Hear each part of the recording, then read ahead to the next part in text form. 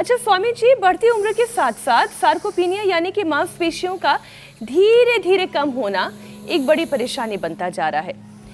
इससे पहले तो आसान भाषा में आप समझाइए कि सार्कोपीनिया आखिर इतना खतरनाक क्यों है और किन लोगों को इसका खतरा ज्यादा रहता है, और इसे उम्र का बहाना मानकर लोगों को नजरअंदाज नहीं करना चाहिए। साथ साथ हमारी जीवनीय शक्ति जी अपने अलग अलग अंगों में डिजनरेशन स्टार्ट हो जाता है।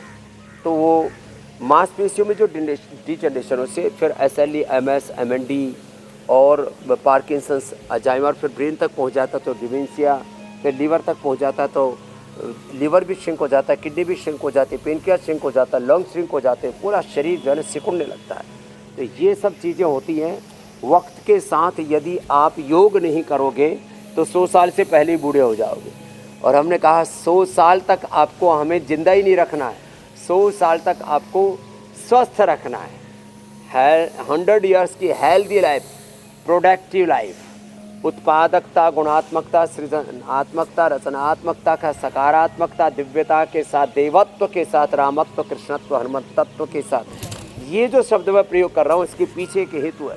और इसमें कुछ अभ्यास बैठ के, कुछ अभ्यास लेट करके, तो अब कई बार जो है ना शरीर देखने में तगड़ा लगता है, उनको भी कम करते हैं हम। कहते हैं थोड़ा अर्धलासन, पादवृत्तासन, द्विचक्रिकासन करो।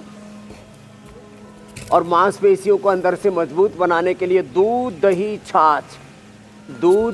छाछ, दालें और भुना हुआ चना। और वैसे भी तो मैं तो लोगों को कहता हूँ हम भी साथ में लेकर के ही चलते हैं। भुना हुआ चना और किशमिश साथ में लेकर के चलो, इसमें संपूर्ण आहार हो जाता है। भुना हुआ चना और किशमिश 50-100 ग्राम की डब्बी में डाल करके लेके जाओ, सुबह से शाम तक पूरे बाज़ार में घूमो, कहीं पर भी काम करो। या जिनको फल खाने की इच्छा है तो सेव लेकर के जाओ, केला आदि पिचक जाता है, सेव या बग्गू गोसा आदि, या आप कहीं पर भी खा सकते हो। सेव, बग्गू गोसा, या जैसे अभी मैंने कहा भुना हुआ चना और थोड़ी किशमिश उसके अंदर डाल लो, ये सुपर फूड का काम करता है। एक बहुत ज़बरदस्त चीज़ है स्पिरुलिना। स्पिरुलिना मैं तो समझता हूँ 40 के बाद कुछ ऐसी चीज़ें, 40 के बाद स्पिरुलिना पुरुषों को चंद्र प्रभा और लेडीज़ को भी UTI आदि की प्रॉब्लम होती है, चंद्र प्रभा, गोक्षर आदि। और पुरुषों को जिनको प्रोस्टेटाइटिस की दिक्कतें ज़्यादा आती हैं तो प्रोस्टोग्रिड।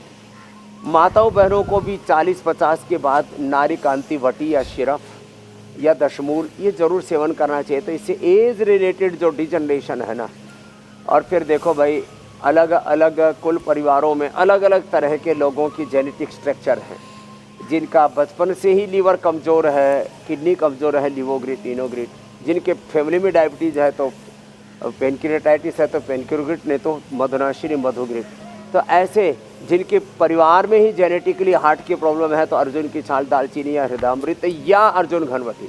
ऐसे ब्रेन नर्वस सिस्टम के डिसऑर्डर्स है तो मेधावटी, मेमोरी या ओमेगा 55 से ही लेते रहेंगे तो फिर पूरी ज़िंदगी कोई प्रॉब्लम नहीं होगी। तो जेनेटिक कारणों से, चाहे उम्र के कारण से, चाहे लेस फिजिकल एक्टिविटी, फिर ओवर स्ट्रेस और पोल्यूशन, रेडिएशन, चारों तरफ ज़िंदगी की आपाधापी, और इनके बीच में आपका संतुलन ना बिगड़े तो अपनी बॉडी के कंडीशन, अपनी बॉडी और माइंड के अकॉर्डिंग हमें कुछ ना कुछ ऐसे तय कराना चाहिए कि मुझे ये स्पिरुलिना तो रोज़ लेना है, मुझे जो है ओमेगा तो रोज़ लेना है, ऐसे कुछ चीज़। और जिनको ब्रेन नर्वस सिस्टम की दिक्कत हो जाए उनके लिए मोरिंगा भी बड़ा ज़बरदस्त है।